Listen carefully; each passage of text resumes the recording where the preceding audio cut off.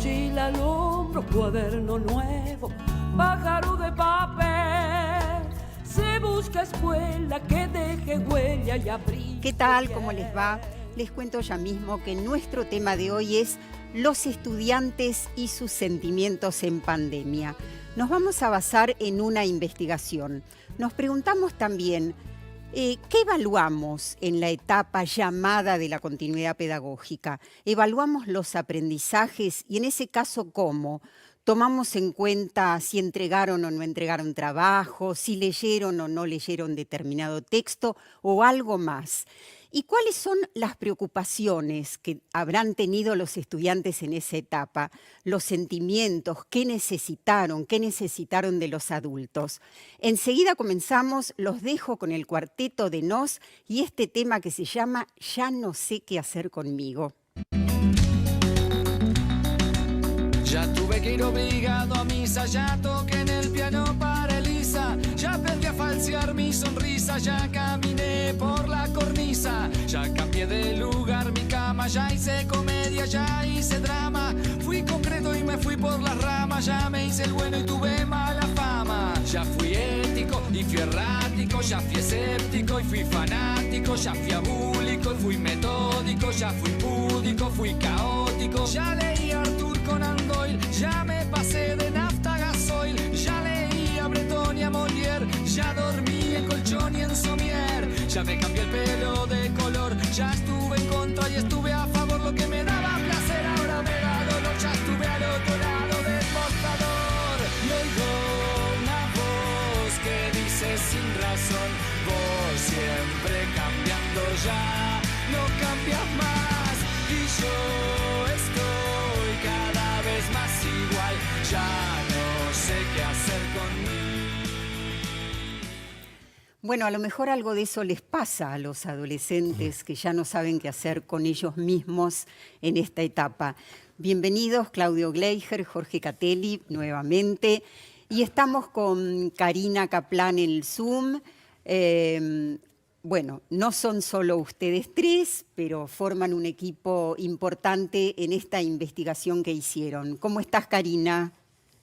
¿Cómo estás, Mirka? Gracias por la invitación. Y sí, efectivamente, somos un grupo importante de la Universidad de Buenos Aires, financiada por la UBA y también por el CONICET, que integramos el equipo junto con Claudio y Jorge, que están en el piso, Sandra Vinokur, Iván Orbuch, Pablo García, Ezequiel Zapu, Darío Arébolas, investigadoras en formación que son Lucía Becasis, Ludmila Zukolovich y Priscila Orguilia, y quería nombrar a cada uno y a cada una porque realmente lo que nos propusimos es documentar las vivencias subjetivas, las emociones durante el periodo de la pandemia, sobre todo a fin del año pasado, cuando observábamos que ya las y los estudiantes extrañaban a la escuela, que querían volver a la presencialidad, que tenían miedos, que se sintieron solos. Entonces, bueno, me parece importante porque somos un equipo de investigación que venimos trabajando sobre la dimensión emocional de la vida escolar, pero necesitábamos retratar qué nos pasó y qué les pasó particularmente a las y los adolescentes en este tiempo particular que llamamos de experiencia inédita o de escolarización sin paredes. Bueno, nos vamos a la primer placa porque ahí está algo así como el título de esta investigación, que es una buena síntesis, ahí la estamos viendo, emociones y escolarización en tiempos de pandemia desde la perspectiva estudiantil. Esto quiere decir, a ver si es así, que ustedes pusieron el acento en las voces de los estudiantes. Tal cual. Fue donde pusimos el acento porque nos pareció importante saber, conocer qué es lo que realmente sienten, piensan y bueno, lo han demostrado porque una de las cosas que más les interesó es el tema del contacto con sus docentes, donde ellos valoraron mucho, sobre todo la parte académica. Bien, vamos a llegar a eso, por supuesto, que es uno de los puntos que ustedes tocaron. ¿Por qué te interesó desde tu lugar de psicoanalista este tema de investigación, Jorge? Bueno, me parece que hay varias cuestiones que son importantes para destacar con respecto a la investigación. Primero porque soy un psicoanalista un poquito extranjero insertado en el ámbito de la educación. No solo en ciencias de la educación, sino además en el trabajo desde equipos de orientación escolar. Y desde hace muchos años vengo investigando en distintos SUBACIT y acá en este caso con este equipo magnífico, con la dirección de Karina Kaplan, me pareció que podía aportar algo de una lectura en relación con las adolescencias, que es uno de mis campos de especialidad, y que me parece que justamente en este contexto tan inédito, tan particular, tan novedoso, había mucho para acercarnos y para darles la voz a los adolescentes. Bien. Ahora, Karina, nos vamos a la ficha técnica, que es la próxima placa, y contanos por qué les interesó centrar en adolescentes de sectores vulnerables. Cuando uno habla de emociones se refiere a todas las juventudes y las adolescencias en plural, pero es cierto que hay distintos modos de transitar la adolescencia. En este tiempo de pandemia nosotros reconocimos, y lo ha reconocido toda la ciudadanía, que los más débiles fueron los que peor la pasaron, tanto en términos de vulnerabilidad social como de desigualdad educativa. De hecho, hay lo que se llama una brecha tecnológica, el capital tecnológico, tanto los recursos de computadoras como el acceso a Internet, no está disponible para todos en la sociedad por igual. Claro. Y los más vulnerables, los estudiantes justamente que pertenecen a los sectores populares, son quienes más sufrieron. Esto no quiere decir que el sufrimiento no atravesó a todos los sectores. Seguro. Pero nosotros sabíamos que justamente ellos, los sectores populares, necesitan más de la escuela porque encuentran en ella el refugio desde el punto de vista material, pero también simbólico, que a veces no encuentran en las casas. Porque Bien. la escuela es un lugar distinto del hogar, que quizás es muy precario, y entonces la escuela les habilita un territorio físico, pero también simbólico distinto. Hablábamos entonces que está centrada en sectores vulnerables de la provincia de Buenos Aires y, bueno, como indica la ficha técnica, alumnos de primero a sexto año. Contanos, Jorge, ¿con qué metodología trabajaron? ¿Hicieron encuestas? ¿Cómo fue? Sí, trabajamos con encuestas que apuntaban a determinados ejes que fuimos delimitando dentro del equipo de investigación, con aspectos que eran más cerrados, otros semiabiertos y otros con posibilidad de apertura para abordar, digamos, en toda la dimensión posible qué era lo que estaba ocurriendo con las emociones de los adolescentes y ver, por otro lado, desde esa mirada de los adolescentes, cuál era la vivencia, no solamente en relación con la pandemia, sino el lugar que la escuela ocupaba dentro de su psiquismo, claro, dentro de ese lugar simbólico al que le damos tanta preeminencia y que tenemos tantas ideas publicadas y trabajadas al respecto, pero queríamos verlo directamente desde los adolescentes. Claro, porque seguramente hemos escuchado mucho decir que los adolescentes, mañana es lunes, ¿no? Y sin embargo, a lo mejor la pandemia encontró en ellos esa falta. ¿Qué te sorprendió, digamos, de las diferentes respuestas que fueron recibiendo? ¿Hubo algo que en especial te sorprendió? Bueno, una de las cosas que más me sorprendió es las ganas de volver, las ganas de volver a la escuela, la valorización de los contenidos, de que el docente explique los contenidos. Lo digo también, bueno, trabajé 35 años como docente de secundario, además de trabajar en la universidad.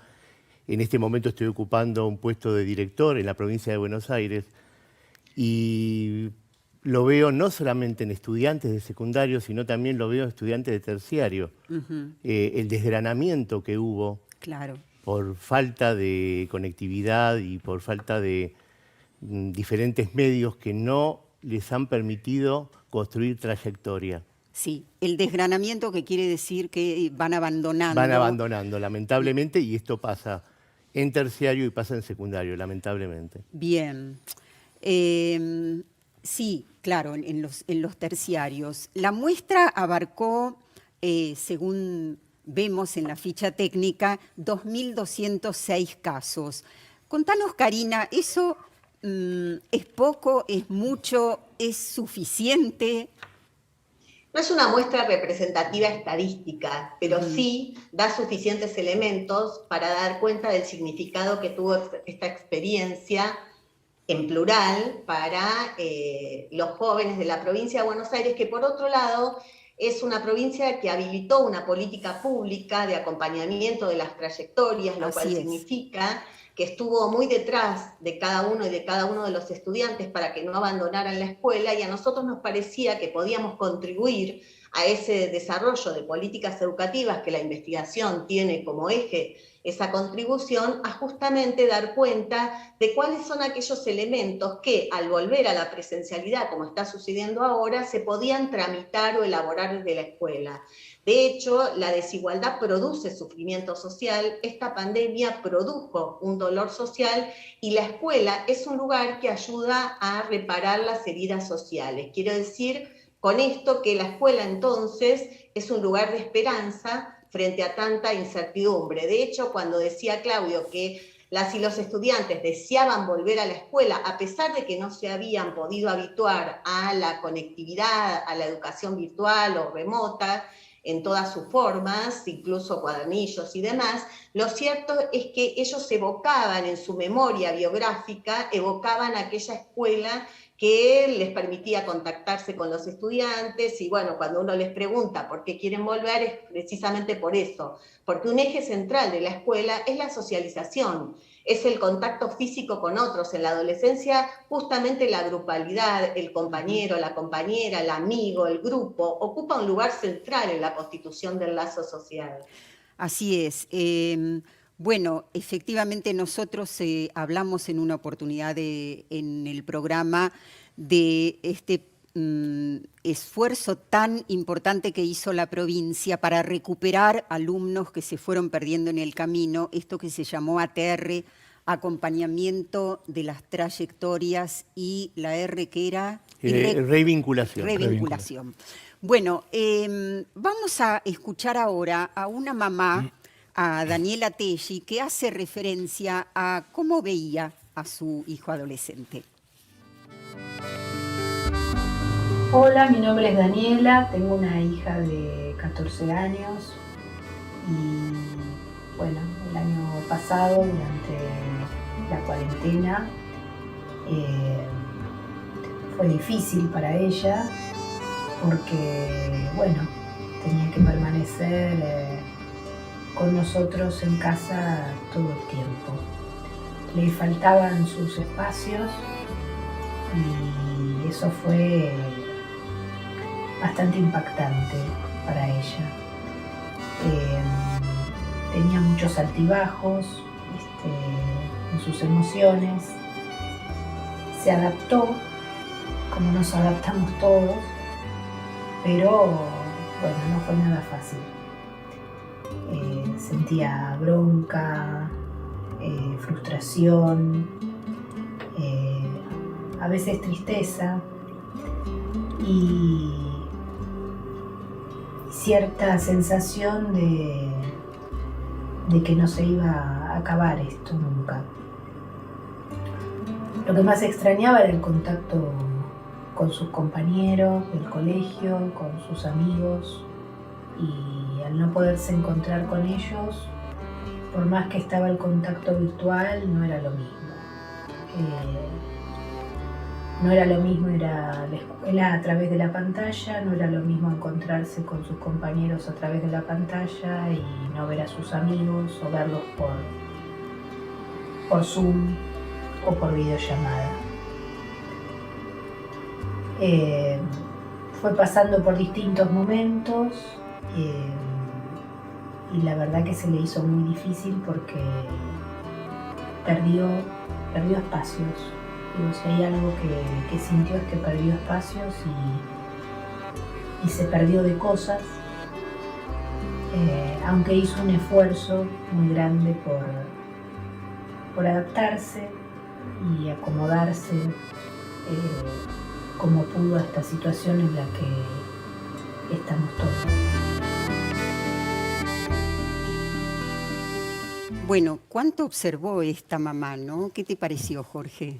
Muy interesante porque creo que es en parte descriptivo de lo que fuimos observando en este trabajo, en esta investigación, ¿no?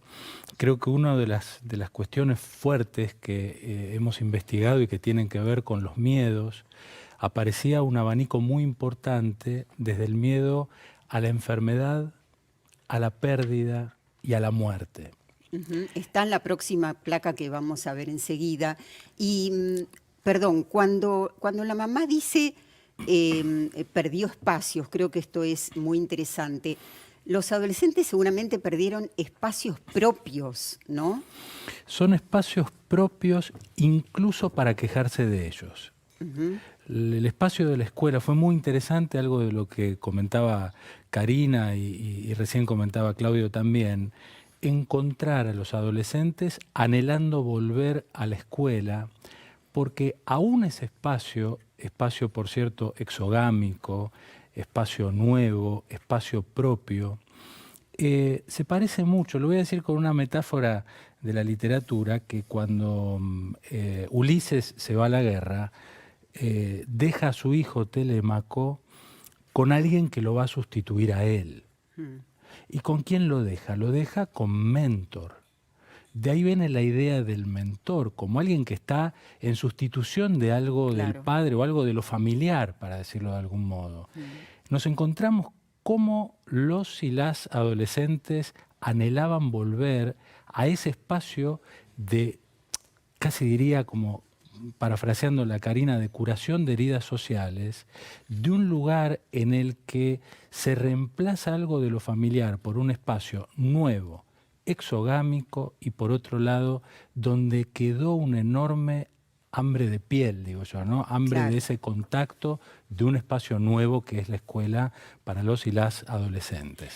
Vamos a ver entonces esta placa que hace referencia a las preocupaciones de los estudiantes en pandemia, y ahí vemos cómo en primer lugar aparece que algún familiar o amigo se contagie.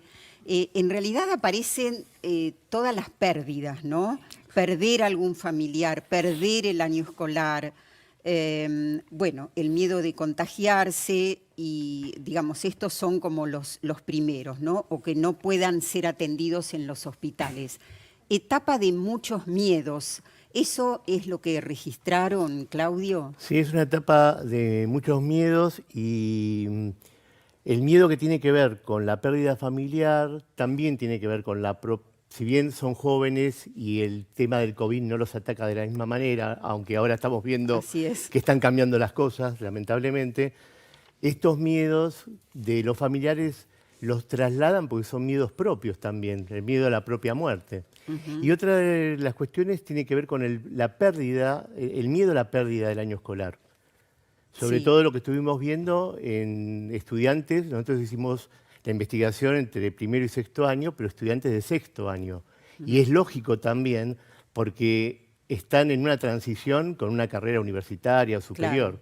Claro. ¿Voy a terminar o no voy a terminar esto? Exacto. Tal cual. Bueno, vamos a seguir entonces en los próximos 2 bloques conociendo los resultados de esta investigación, pero también vamos a poder pensar qué hacemos con toda esta información. Ya volvemos. Mochila al hombro, cuaderno nuevo, pájaro de papel. Se busca escuela que deje huella ya.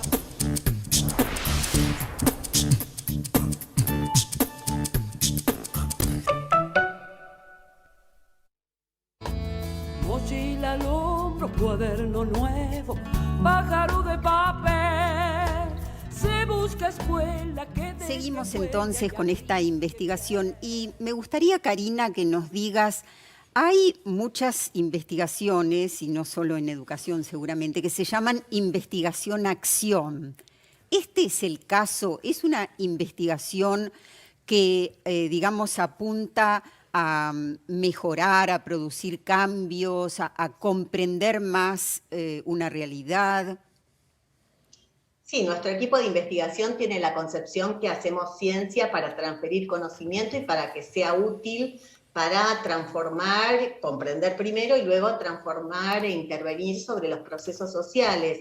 Una de las cuestiones interesantes es pensar la dimensión socioafectiva que necesita ser tratada durante todo este periodo de regreso a la escuela. Nosotros estamos trabajando junto con los maestros, las maestras, los docentes, los directivos, y en políticas públicas para intentar justamente en este periodo de regreso a la escuela ayudar a las niñas, a los niños, a los jóvenes en nuestro caso, a tramitar ese sufrimiento social, a poder expresar lo que sienten, porque una de las cuestiones que hemos visto, que las emociones son construcciones culturales y que la socialización de lo que siento se convierte en lo que yo siento, nosotros sentimos y por lo tanto podemos elaborarlo y repararlo simbólicamente en forma colectiva, y ahí la escuela ocupa un lugar central. Claro, quizás en la situación que estamos, que no se sabe si se va a poder dar la continuidad de la escuela o habrá interrupciones, muchos docentes deben sentir como un apuro por cumplir con el currículum. Y ahí se podría llegar a desdibujar ese espacio que se necesita para que expresen bueno, ¿cómo vivieron esa etapa? Claro, ¿Qué pensás? Una de las cosas importantes que se está trabajando en la provincia de Buenos Aires es el currículum adaptado. Ajá. Que es difícil de trabajar porque lo que se pretende es que se trabaje por campos. Y los docentes no están acostumbrados a trabajar por campos, sino cuando le preguntás por el currículum adaptado, te hacen una secuenciación de contenidos propia y termina siendo todo lo mismo. Claro. Tampoco están acostumbrados a trabajar interdisciplinariamente y la pandemia un poco exigió una especie de acuerdo interdisciplinar. Vamos a conocer esta placa que viene ahora, que es importante, que es la de sentimientos en el periodo de aislamiento. Y aparece el aburrimiento, ¿sí? En primerísimo lugar. ¿Qué pensás, Jorge? ¿Eso es preocupante o del aburrimiento puede surgir algo inesperado hasta para ellos mismos? Bueno, esa es la mirada más esperanzadora que tenemos, y creo que esa es la apuesta de la escuela y la apuesta, creo, de la docencia en general con respecto a algo que se notó en su falta. Yo creo que hay una dimensión que se revela claramente en la investigación, que tiene que ver, por un lado, con estos tres primeros puestos que ocupan el aburrimiento, la ansiedad, la dificultad para la concentración, como elementos que están directamente ligados con lo que consiste para los adolescentes la experiencia escolar, porque creo que hay algo que ha cambiado en este momento, que dejó de ser, o al menos durante 2020, digamos, en relación al día escolar o la jornada escolar, para transformarse en esa experiencia escolar por las vías que pudieron darse. Bien, en cuarto lugar aparece la falta de deseo. Contanos qué significa. Bueno, está íntimamente vinculado con lo anterior. El aburrimiento aparece como una idea de abulia que está particularmente relacionado con esto, que está muy cerquita de los descriptores de depresión, para decirlo en términos generales y sin detenernos específicamente como cuadro, pero sí como algo que, por un lado, muestra de modo preocupante algo de la desconexión que significó para nuestros jóvenes, para nuestras jóvenes, no estar en el ámbito escolar como un espacio de conexión y con un lugar de sostenimiento. Creo que esto se fue, por supuesto, logrando a través de distintos medios y con enormes esfuerzos de los y las docentes que encarnan a la escuela, pero aún así queda muy en evidencia, digamos, en esta falta de deseo, la necesidad de sostén de esto que implica también un proyecto de vida dentro de las adolescencias. Bueno, supongo que, claro, la presencialidad puede ayudar a recuperarlo, tanto en la relación con los pares como cuando los docentes ofrecen un proyecto, ¿no? Una actividad atrapante, un colectivo funcionando. Me imagino que tienen muchos recursos en este sentido. Por eso creemos y sostenemos con Karina y con el equipo de investigación que la escuela como lugar de sostenimiento para las clases populares, para los jóvenes en mayor estado de vulnerabilidad, es un lugar de enorme sostén.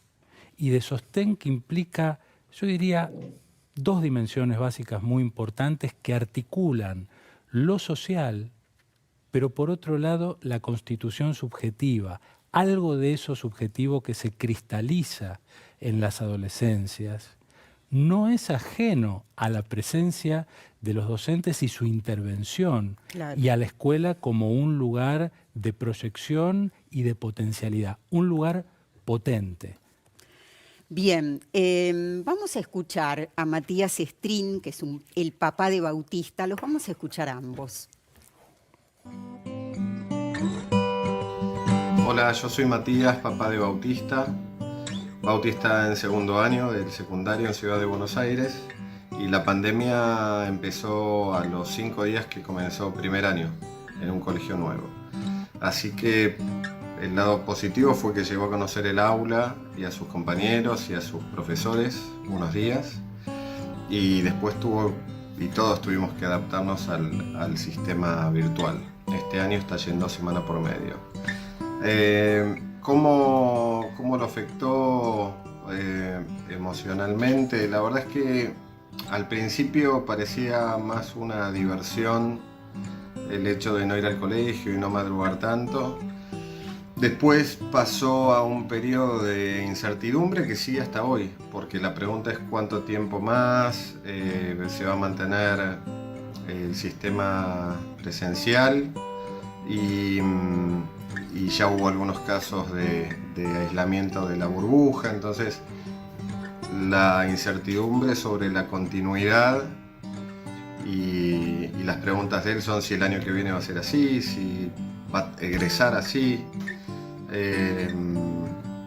Eso está muy presente, la incertidumbre con algunos momentos de angustia, por eso está muy presente. Y cada tanto sentimientos de enojo y de bronca por no poder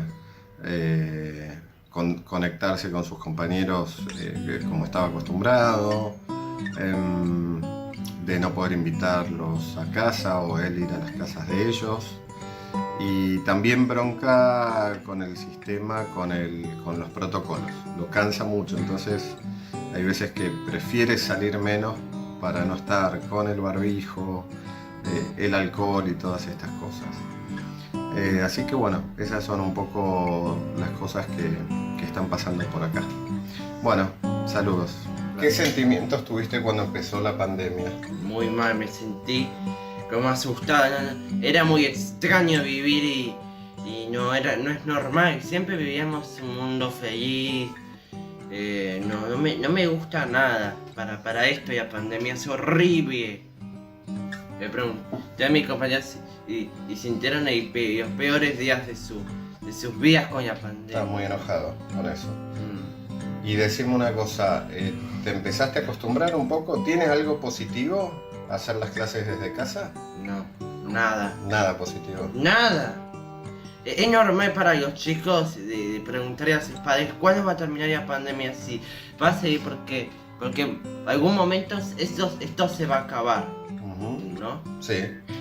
No es que nunca se acabará, yo quiero que se acabe, estoy harto. Bueno, pero ¿pudiste hacer las clases? ¿Pudiste aprender cosas? Sí, pero un poco aburrido, sentado en una mesa. Además, no pude. Alberto no lo permitía, no permitía nada de esto. Ahora ve que los chicos se aburren en sus casas y es momento de brillar, es momento de que este año sea más diferente que anterior. Bueno, pero este año ya está yendo a clases. Sí. ¿Qué tal fue el reencuentro con tus compañeros? Fue re bueno.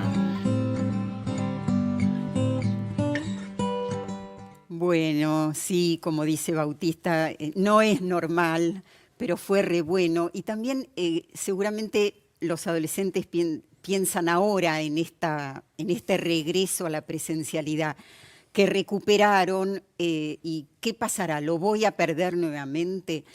A ver, sentimientos, emociones que ustedes registraron en esta investigación en sectores vulnerables, y hay semejanzas, seguramente diferencias, con chicos de otros sectores sociales. Bueno, nosotros vimos a nivel sentimientos que, por ejemplo, se despertó sentimientos de cooperación respecto a la vulnerabilidad. Porque tenemos que tener en cuenta que no es una cuestión solamente académica. Nosotros en el instituto tuvimos que hacer 4 colectas porque había gente que no tenía para lo mínimo indispensable para poder comer y para poder sobrevivir. Y esos sentimientos colectivos me parece que vinieron, y por suerte, porque vimos que el centro de estudiantes se movilizó y que realmente pudo ayudar a todas esas familias, más allá de que están los bolsones, que estuvieron esos bolsones, a esas familias que les faltaban lo mínimo para poder vivir. Claro. Otros sentimientos que se despertaron, yo quiero contar una anécdota. Me tuve que hacer cargo el año pasado de las prácticas docentes, porque también las prácticas es un tema.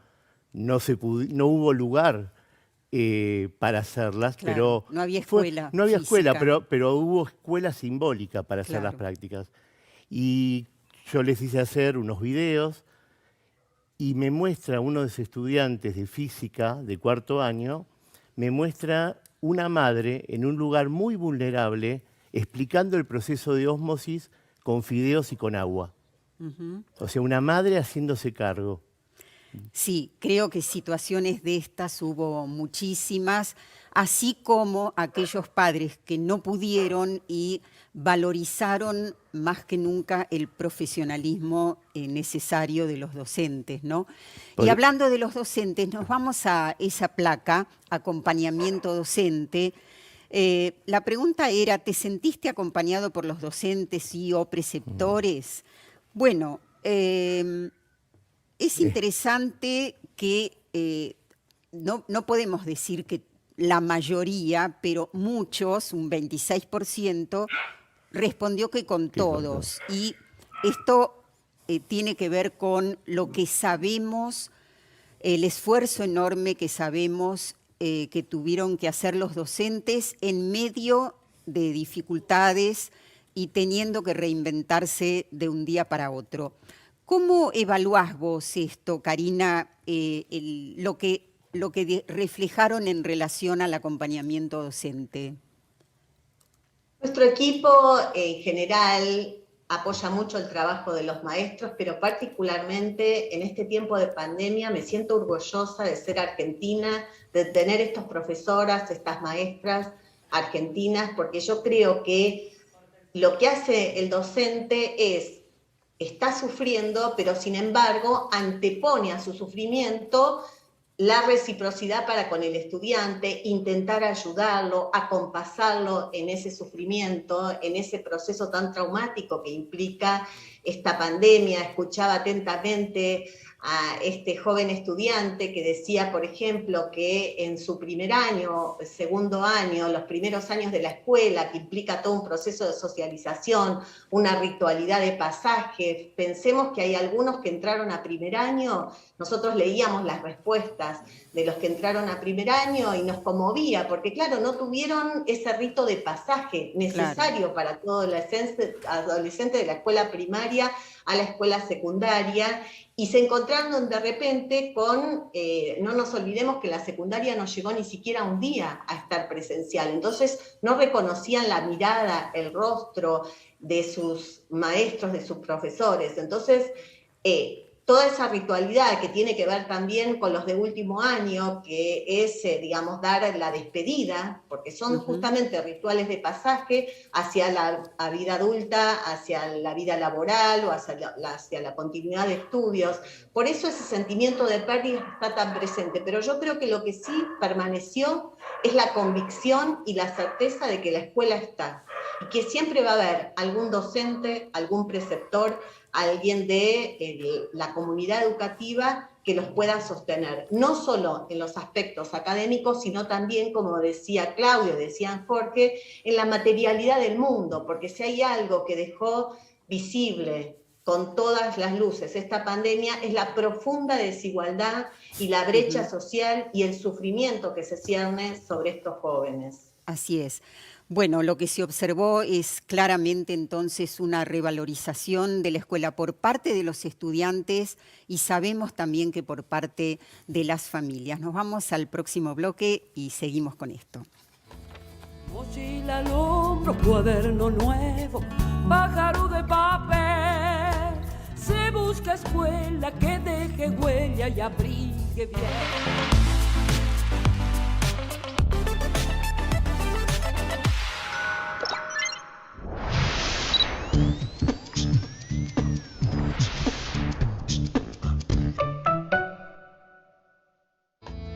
Mochila al hombro, cuaderno nuevo, pájaro de papel.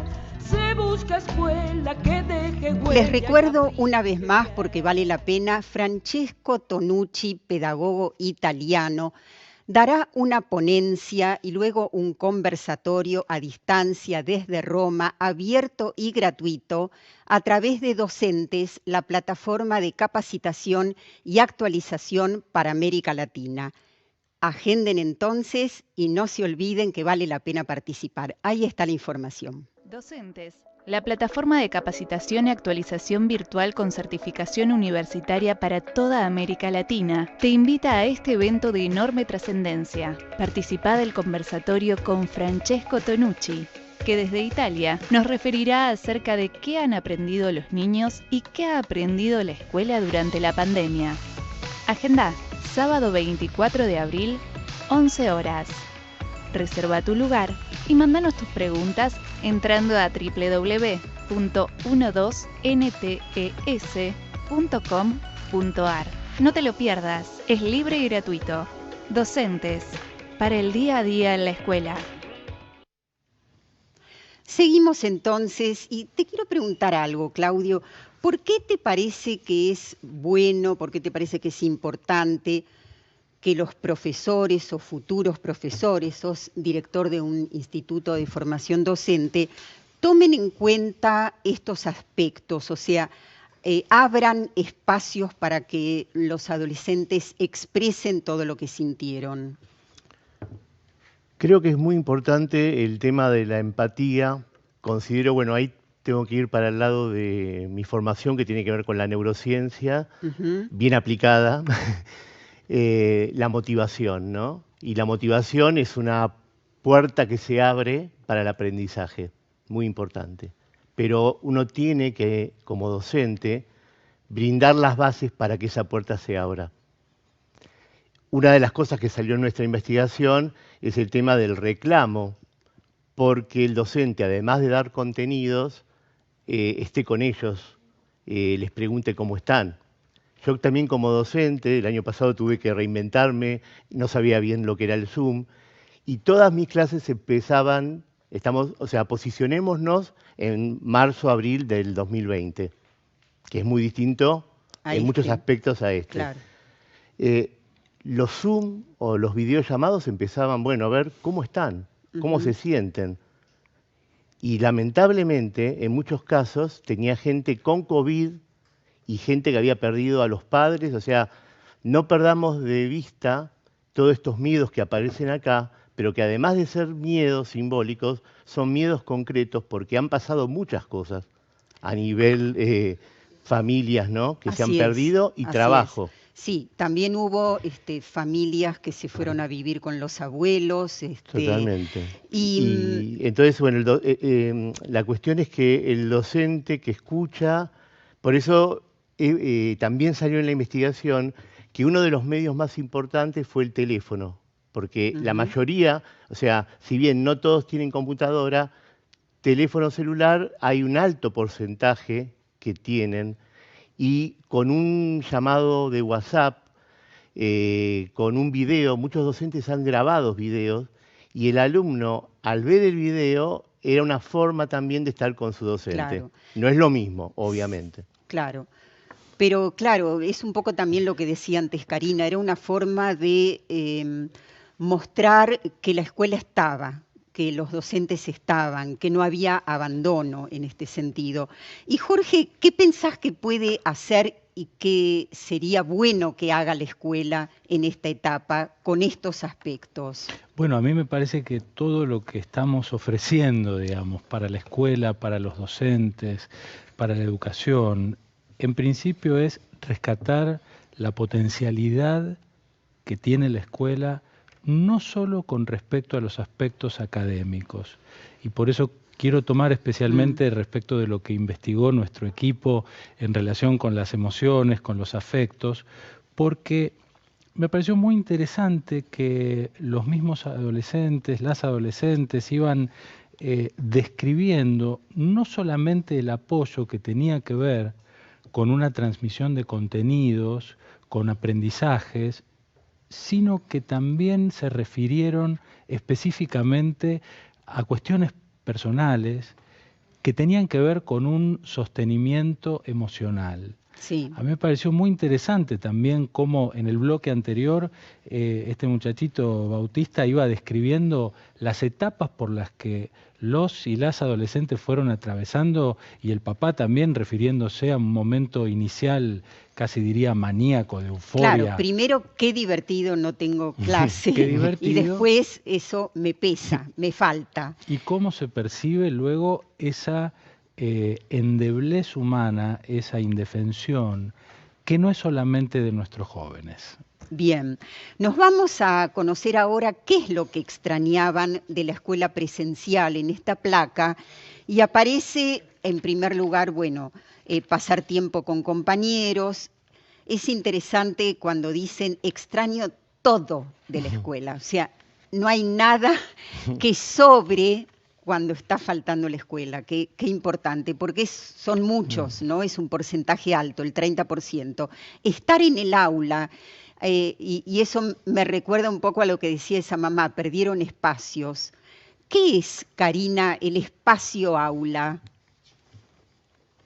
Lo que pasa es que el espacio aula es un espacio en donde uno se reconoce junto a otros, se hace joven en su experiencia, en su condición estudiantil. Todo esto sucede en la escuela y a veces es un poco imperceptible, como decía Jorge, se priorizan, se valorizan los contenidos académicos, que por supuesto son centrales en la cuestión escolar, pero lo cierto es que se puede aprender si uno tiene confianza en sí mismo, si construye estima social, si el otro, en este caso el docente, la docente, me reconoce, me valora, me nombra, sabe acerca de mí, sabe acerca de mi historia, le interesa lo que me sucede. En la escuela se fabrican subjetividades, quiero decir con esto, y se aprende a vincularse con otros teniendo una relación de proximidad, porque si hay algo que hemos aprendido en este tiempo, que puede haber distancia física, pero no necesariamente distancia afectiva, que se puede establecer puentes afectivos. Por eso quédense tranquilos los maestros, las maestras, los profesores, que la única certeza que van a tener los estudiantes, si es que tenemos que volver a la virtualidad y no podemos seguir con las clases presenciales, porque eso puede suceder, no podemos prometerles nada, lo que sí podemos prometerles que vamos a estar aquí, que vamos a estar allí, sea con paredes o sin paredes, con edificios y sin edificios. Nosotros construimos un puente afectivo que es el que nos permite reconocernos en nuestra condición humana, en nuestra condición de seres que estamos aprendiendo el mundo. Vamos a escuchar ahora a Silvana Das, una mamá. Bueno, el año pasado fue un año muy difícil para todos, especialmente, bueno, para nosotros como familia. Soy mamá de un adolescente de 17 años, este año cursa su último año en la escuela, Y el año pasado, al haberse interrumpido las clases, la verdad que fue un antes y un después de lo que estábamos acostumbrados. No tuvo ningún inconveniente a nivel pedagógico en la escuela que pertenece, en el barrio de Belgrano. La verdad que salieron con una propuesta muy interesante y bueno, mi hija teniendo una buena conectividad, posteando actividades en una plataforma, también con bastantes clases Zoom, eso no fue ningún inconveniente. Lo que sí notamos una huella y una dificultad muy importante fue en la parte social, porque no se podían ver con sus amigos, estar encerrados, en la monotonía, en todos los días lo mismo, no poder compartir el día a día de verse en el colegio, toda esa expectativa de, bueno, el cuarto año es uno de los años también más lindos para ya prepararse para el viaje para quinto, todo eso muy ausente.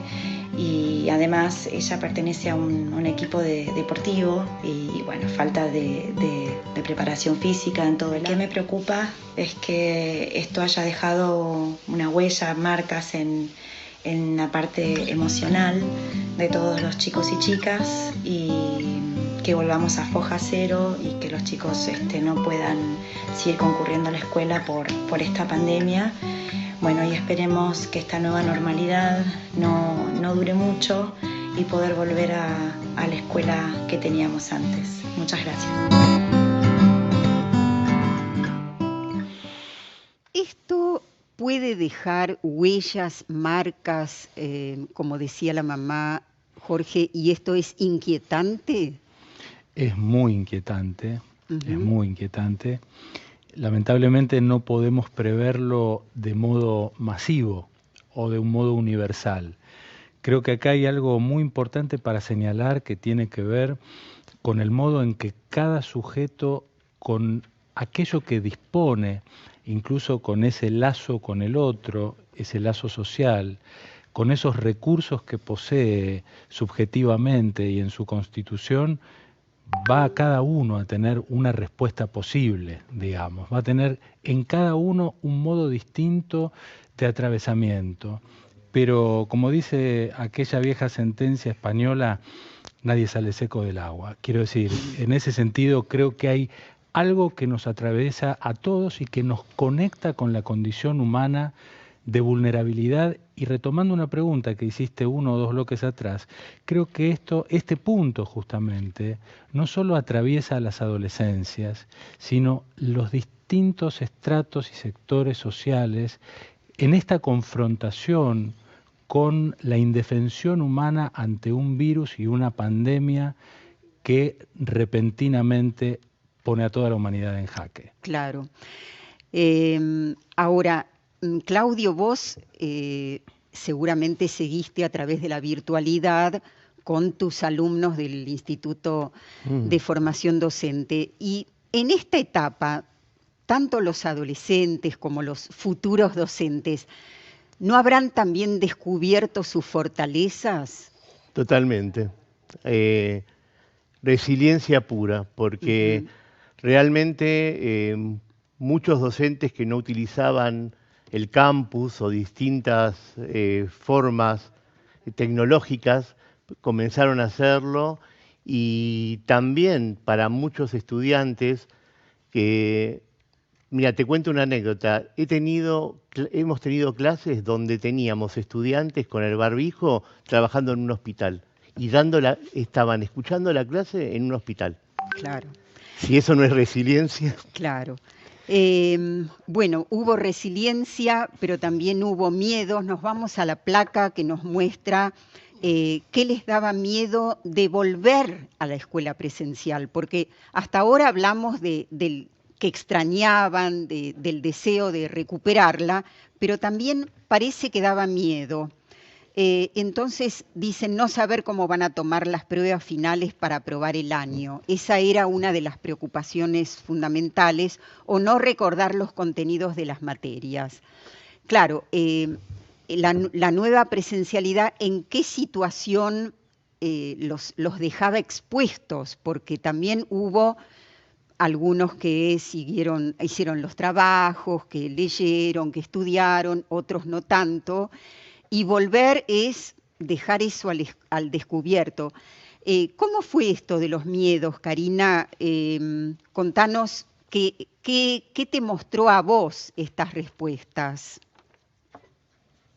A mí me parece muy tierno el discurso y el relato de las y los estudiantes, de los padres también que estuvieron en este programa y del estudiante, de Bautista, porque lo que da cuenta es que el miedo es parte de la condición humana, es un sentimiento que tenemos todos, que es constitutivo de esa condición, quiere decir que todos tenemos miedo a algo, pero aquí apareció el miedo a la muerte, que nosotros en nuestra investigación venimos trabajando profundamente en dos sentidos, estas formas, digamos, de vinculación con la muerte a través de conductas de autolesión, autodestructivas, y también el miedo a la muerte de un par generacional, los suicidios, porque una de las cosas que relevamos en nuestra investigación, ¿qué les pasó a las y los estudiantes con estas temáticas? Aquellos que se generan marcas o cortes en la piel.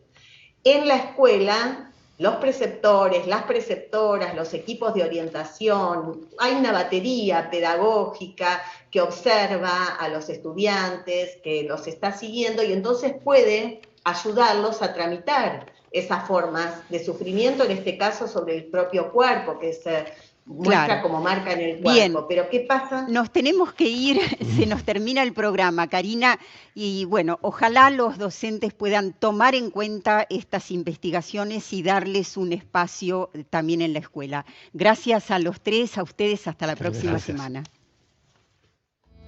Mochila al hombro, cuaderno nuevo, pájaro de papel. Se busca escuela que deje huella y abrigue bien.